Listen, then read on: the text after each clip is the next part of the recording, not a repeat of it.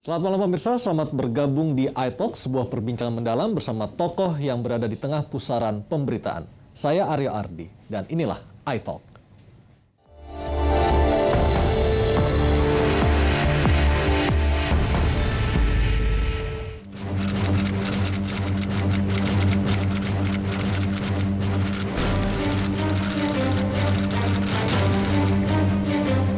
Yang dia bilang perang melawan narkoba, kejahatan luar biasa, itu gombal, ya kan? Nyanyian yang nggak jelas jenis musiknya dan tidak satu untuk didengar. Jadi menurut saya, kalau memang presiden itu, ya biarpun dia nggak ngerti hukum, dia tunjukkanlah bahwa dia punya eagerness, kemarahan, kemauan untuk merespon ini.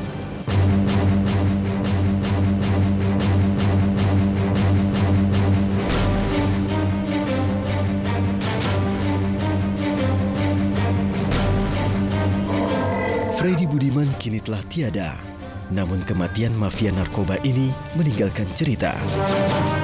Dugaan keterlibatan aparat dalam bisnis narkoba hingga ulah nakal oknum lapas mencuat ke masyarakat. Menanggapi curhatan Freddy Budiman, kepolisian tak tinggal diam. Melalui tim gabungan pencari fakta, Korps Tribrata pun menyelidiki testimoni Freddy. Ya, tidak menyebut nama, ya, karena kemungkinan bisa saja, ya, sehingga kita akan menghubungkan itu dengan bukti-bukti lain, ya. Kalau itu nanti terpenuhi, ya, kita akan tidak lanjuti. Tentunya saya akan bekerja sama dengan Polri, juga dengan TNI, ya, untuk mengungkap informasi yang diberikan oleh Saudara Haris. Belakangan tim gabungan pencari fakta menemukan keganjilan. Kesaksian Haris Azhar akhir Juli silam bertolak belakang dengan temuan di lapangan. Meski membenarkan dugaan keterlibatan petugas, namun tim gabungan pencari fakta belum menemukan aliran dana seperti yang diungkapkan Haris Azhar bulan Juli silam.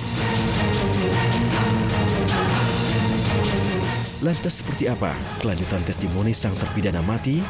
Selengkapnya hanya di iTalk. Dan pemirsa, seperti apa kelanjutan dari pengakuan Freddy Budiman seperti yang disampaikan kepada Ketua Koordinator Kontras Haris Azhar.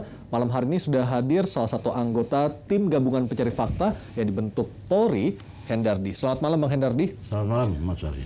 Sejauh ini apa hasil temuan yang paling signifikan yang Anda temukan bersama tim? Ya, begini, tim ini berangkat dari sebenarnya dari satu katakanlah petunjuk atau informasi yang sumir ya dengan pernyataan dari Freddy Budiman ya, yang sudah kami cek apa yang disampaikan Freddy kepada Saudara Haris Azhar ya, itu benar apa yang disampaikan Haris Azhar ke publik. Namun pernyataan Freddy sendiri satu pernyataan yang saya kira harus diuji kebenarannya. Nah, itu dalam konteks itu tim ini. Nah, tim ini kemudian bekerja dalam konteks menguji hal tersebut. Nah, Anda sudah bertemu dengan Liberty Sitinjak di Kupang? Sudah? Iya, itu terakhir ya. Terakhir maksudnya dalam konteks ini memeriksa kan apakah betul ada pertemuan itu. Apa hasil dengan keterangan dari Liberty Sitinjak yang paling signifikan? Apa ini dari pertemuan itu? Kemudian siapa saksi-saksinya dan Pak Liberty adalah salah satu saksinya, dan apakah dalam pertemuan itu pembicaraan itu benar adanya ya. Ini yang kita cek dulu gitu karena kita berangkat dari situ. Dan itu Pak Liberty membenarkan seluruhnya bahwa ada pertemuan antara Freddy dengan Haris Azhar, sebagainya ya. Bahkan ada John Kay juga di situ. Ada John Kay juga di situ, dan ada dua rohaniawan saya kira ya, dan itu. Ya. Apa yang paling Anda simpulkan secara paling signifikan dari temuan Anda bertemu dengan Liberty Sitinjak? Itu baru satu petunjukan yang kami pegang dulu bahwa ada pertemuan itu. Ya. Nah, kemudian sehingga kami bisa memastikan bahwa apa yang disampaikan Haris Azhar memang tidak berlebihan, ya, sesuai dengan apa yang dia kemukakan. Artinya Haris Azhar tidak bohong. Kalau dia kontras kampanye bahwa percaya kontras, kita percaya kontras. Di sini tapi soal pernyataan Freddy Budimannya ya, itu soal lain. Itu bukan siapapun tidak bisa mengklaim itu suatu kebenaran. Kita mesti cek betul, bisa benar, bisa salah. Anda sudah dalam konteks itu kami. Anda sudah melihat video testimoni dari Freddy Budiman. Apakah ada kaitannya dengan apa yang ditulis oleh Haris Azhar? Saya kira itu bagian dari petunjuk-petunjuk yang kami kumpulkan ya untuk tujuan itu mencari menelusur pernyataan Freddy Budiman yang disampaikan pada Haris Azhar, khususnya dalam konteks tim kami adalah ada aliran dana 90 miliar ke petinggi Polri. Nah. Dan dari video pengakuan dari testimoni video Freddy Budiman tersebut, apa yang menjadi petunjuk bahwa kasus ini akhirnya nanti sudah kelihatan seperti apa kebenarannya? Begini, video adalah salah satu petunjuk saja sebetulnya dari peristiwa ini. Ya.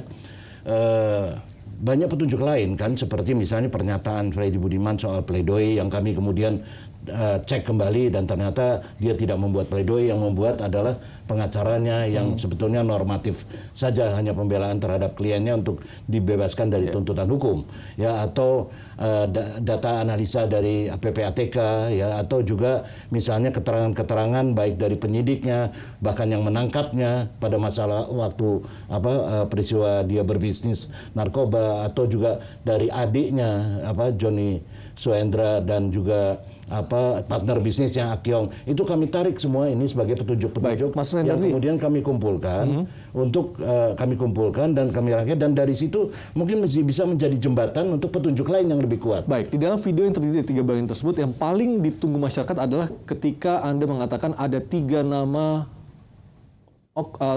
aparat yang disebut oleh Freddy Budiman.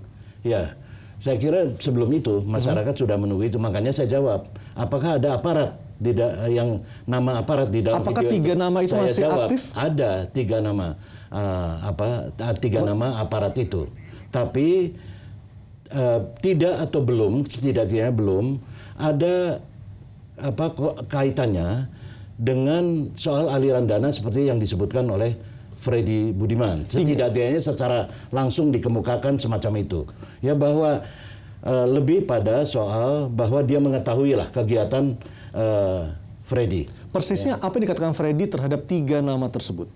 Itu yang tidak bisa saya sampaikan. Apakah 3 nama itu berasal dari institusi mana? Dari Polri, dari BNN, atau itu dari? Itu bagian yang harus saya sementara untuk tidak sampaikan, karena pada waktu itu bisa saja orang tersebut tidak di BNN atau tidak di mana, ya, ini di dalam institusi yang lain, bisa saja sudah berganti, tergantung konteksnya sekarang ataukah ini. Tapi saya tidak menjawab itu karena itu satu bagian yang harus saya sementara tidak simpan untuk pertama-tama untuk satu proses penyelidikan lebih lanjut. Yang kedua adalah ini dalam konteks melindungi hak orang lain. Apakah 3 nama tersebut perwira tinggi, perwira menengah, atau seperti apa jabatan mereka, kepangkatan mereka? Institusi dan kepangkatannya kami tidak ingin sebut untuk sementara ini. Biarkan beri keleluasaan pada kami untuk melakukan katakanlah permintaan keterangan kaitan dengan orang-orang yang disebutkan di dalam video tersebut, apakah itu aparat ataupun bukan aparat. Tetapi 3 nama itu adalah aparat, ya, bukan orang sipil. Aparat. Saya hanya bisa menegaskan bahwa itu aparat. Kan pertanyaan publik kan begini. Saya mulai dari pertanyaan publik. Apakah ada nama aparat terlibat? Saya bilang ada. 3 orang. Tapi di luar itu saya nggak mau menjawab. Saya hanya bilang bahwa tapi itu tidak di dalam konteks aliran dana, ya. Jadi jangan dikonotasikan dulu dalam perspektif atau persepsi yang negatif, gitu. Ya, karena ini juga menyangkut hak orang, begitu ya, yang harus kami lindungi. Apakah juga ada terkait dengan cerita ada jenderal berbintang 2 menurut Freddy mengantarkan dia dari Medan ke Jakarta dengan membawa narkotika di bagasi mobil? Itu jenderal TNI yang disampaikan oleh Freddy, ya, dan itu bukan dalam domain kami. Karena ini ada 3 tim, ada BNN, ada TNI, ada Polri, dan ada bagian dari Polri. Kami dari Mabes Polri. Baik, nanti kita lanjutkan lagi dan pemirsa tetaplah bersama kami di iTalk.